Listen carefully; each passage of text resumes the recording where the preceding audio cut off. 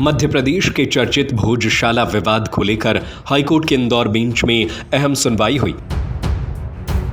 Fresh thinking smart education और her dream को real बनाने का अप्रोच कैम्ब्रिज हाई स्कूल में सेशन 2026 से 2027 के लिए एडमिशंस अब ओपन है। करीब 1.5 घंटे चली इस सुनवाई में अदालत ने बड़ा फैसला लेते हुए कहा कि मामले की विस्तृत और लगातार सुनवाई 2 अप्रैल से शुरू की जाएगी। इतना ही नहीं, अंतिम बहस से पहले कोर्ट खुद विवादित स्थल का दौरा भी करेगा। यह मामला भोजशाला परिसर धार से जुड़ा है, जिसे लेकर लंबे समय से विवाद चल रहा है। सोमवार को इस मामले पर मध्य प्रदेश हाईकोर्ट इंदौर बेंच में सुनवाई हुई। करीब 1.5 घंटे चली सुनवाई के दौरान कोर्ट ने स्पष्ट किया कि मामले की अंतिम बहस 2 अप्रैल से लगातार सुनी जाएगी। अदालत ने यह भी कहा कि अंतिम बहस से पहले वह खुद भोजशाला परिसर का दौरा करेगी, ताकि स्थल की वास्तविक स्थिति को समझा जा सके। कोर्ट ने यह भी निर्देश दिया कि इस दौरे के दौरान केवल न्यायालय ही भोजशाला परिसर का निरीक्षण करेगा। इसमें अन्य किसी पक्ष या व्यक्ति को शामिल नहीं किया जाएगा। इसके अलावा अदालत भारतीय पुरातत्व सर्वेक्षण यानी ASI द्वारा प्रस्तुत साक्ष्यों का भी अध्ययन करेगी। सुनवाई के दौरान अदालत ने यह भी कहा कि जो अन्य पक्ष इस मामले में इंटरवीनर बनना चाहते हैं, उन्हें फिलहाल ऑडियंस के रूप में रखा जाएगा। हालांकि अंतिम बहस के दौरान उनकी दलीलें भी सुनी जाएंगी। गौरतलब है कि भोजशाला विवाद से जुड़ी 5 याचिकाएं इस समय क्लब होकर एक साथ सुनी जा रही हैं, जबकि 3 अन्य पक्ष भी इस मामले में हस्तक्षेप की मांग कर रहे हैं। हिंदू पक्ष के अधिवक्ता शिरीष दुबे और याचिकाकर्ता कुलदीप तिवारी ने कहा कि आने वाली सुनवाई इस मामले में बेहद महत्वपूर्ण साबित हो सकती है। अब सबकी नज़र 2 अप्रैल से शुरू होने वाली सुनवाई पर टिकी हुई है। माना जा रहा है कि कोर्ट का स्थल निरीक्षण और लगातार होने वाली बहस इस लंबे समय से चले आ रहे भोजशाला विवाद में नया मोड़ ला सकता है। देखिए, आज माननीय उच्च न्यायालय खंडपीठ इंदौर की डिवीजन बेंच के समक्ष भोजशाला के मामले की सुनवाई निर्धारित थी, जिसमें क्रमवार जितनी 5 पिटीशन क्लब चल रही है, क्रमवार न्यायालय ने सभी को सुना है। जितनी भी पिटीशनों में, सभी पिटीशनों में जितनी IA पेंडिंग थी और IA लगी है इंटरलॉक्यूटरी एप्लीकेशन, सभी को माननीय न्यायालय ने स्वीकार करा है। जो पिटीशन या पक्षकार बनने के लिए जो आवेदन या IA आए हैं, न्यायालय ने उन्हें भी एज ऑडियंस स्वीकार कर और फाइनल आर्गुमेंट पे सुनने का ऐसा तय करा है। और पिछले तारीख पर माननीय न्यायालय ने सभी पार्टी कोई सुझाव देना चाहे रिपोर्ट पर या आपत्ति देना चाहे, अपना मत देना चाहे, ऐसा कहा था। तो लगभग सभी पक्षों की ओर से सुझाव, सर्वे पर सुझाव और आपत्तियां लगभग आ चुकी है। और अभी भी न्यायालय ने फिर समय दिया कि अगर किसी को और सुझाव कुछ देना हो तो वो स्वतंत्र है, अगली तारीख के पूर्व अपने सुझाव दे दें। और अगली तारीख 2 अप्रैल ऐसे निर्धारित हुई है। क्या स्पॉट पर भी जाएगी? जी, मानिए कोर्ट जो है वो स्पॉट विजिट करेगा, बगैर वकील, बगैर पिटिशनर्स को लेके कोर्ट स्वतंत्र रूप से न्यायालय जाएगा और साइट विजिट करेगा।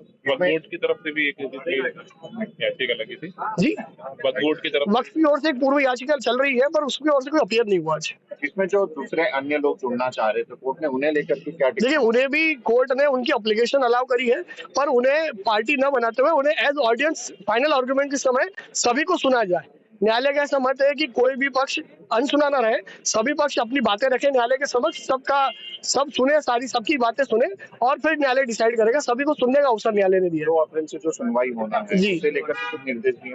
देखिए, अभी न्यायालय ने अभी तय तो नहीं करा है, पर वो पहले पिटिशनर्स को, फिर रिस्पोंडेंट को और फिर जितनी इंटरिम एप्लीकेशन से जो आए हैं, IA लेके आए हैं, उन सबको भी न्यायालय क्रमवार सुनेगा। इसमें सुप्रीम कोर्ट की ये टिप्पणी थी कि जल्द से जल्द इस मामले को निपटाया जाए, तो क्या उम्मीद की जा रही है? कितनी जल्दी ये केस की सुनवाई जो है? देखिए, न्यायालय तो उसे अपनी समय सीमा में ही सुप्रीम कोर्ट के आदेश के परिपालन में ही कर रहा है।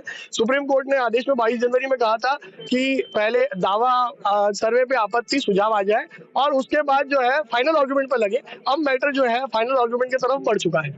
शिरीष दुबे, अधिवक्ता, रिस्पोंडेंट नंबर 9, महाराजा भोज सेवा संस्थान। आज लगभग 1.5 घंटे माननीय न्यायालय में सुनवाई हुई है, 12 बजे से लेकर 1:30 बजे तक, और 2 अप्रैल की अगली डेट फिक्स हुई है। और जितनी भी IA और ऑब्जेक्शन, सजेशंस जो पक्ष की तरफ से या विपक्ष की तरफ से दिए गए थे, वो सारे उनको IA को अलाउ करा गया है माननीय न्यायालय के द्वारा। और 2 अप्रैल से रेगुलर सुनवाई के लिए उनके द्वारा कहा गया। माननीय न्यायालय के द्वारा ये भी कहा गया है कि कोर्ट स्थल का जाकर के स्वयं निरीक्षण करेंगे अगली सुनवाई की जो डेट फिक्स हुई उसके पहले।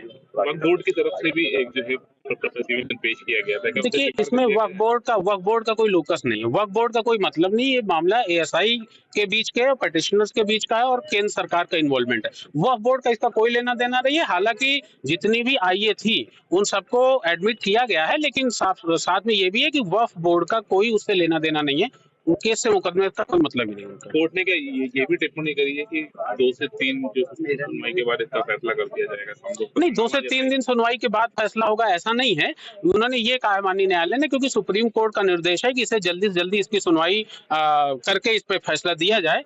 तो उस आधार पे माननीय न्यायालय ने ये कहा कि 2 अप्रैल से सुनवाई होगी। उसके बाद में पहले पेटिशनर्स को सुना जाएगा पूरी तरीके से, फिर रेस्पोंडेंट्स को सुना जाएगा और किसी तरीके से किसी को ऐसा नहीं होगा कि उनको बिना सुने छोड़ दिया गया। तो माननीय न्यायालय ने विशेष रूप से कहा कि सबको सुनने का मौका दिया जाएगा।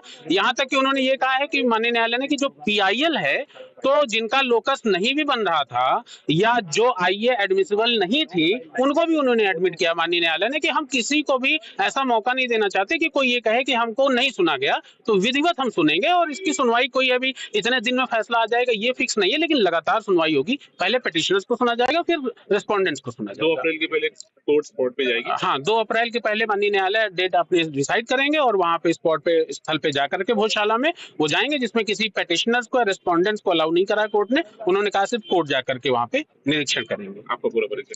मैं कुलदीप तिवारी, और जो आईए 2 हमारी लगी हुई है, एक जो पेटिशंस हैं 10/484/2022 और 10/497/2022, ये दोनों याचिकाएं अपनी है। मैं लखनऊ से Kuldeep Tiwari. Fresh thinking, smart education और हर ड्रीम को रियल बनाने का अप्रोच कैम्ब्रिज हाई स्कूल में। हम सिर्फ किताबें नहीं पढ़ाते, हम बच्चों को कॉन्फिडेंट, रिस्पॉन्सिबल और फ्यूचर रेडी लीडर बनाते हैं।